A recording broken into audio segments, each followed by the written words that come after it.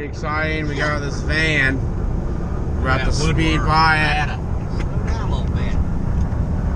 There it is. You don't see that every day. Got a little horn there. That's sweet. Got a little.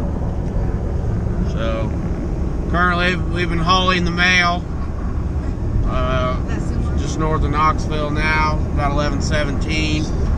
We at Jay and Abby Beischer, or what are their last names? Coots. Coots.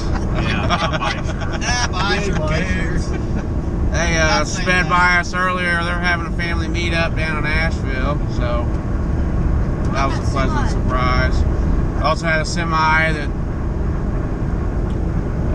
was traveling at a high rate of speed we couldn't even keep up with for some time. You guys have anything to add? Hey, it's a beautiful day. Temperatures in the mid 80s and Light traffic. yeah, light traffic. We're just rolling along, burning fuel right at 11 miles a gallon. I'm parched. Yeah, you can see up here 11 mpg, so everybody can track that.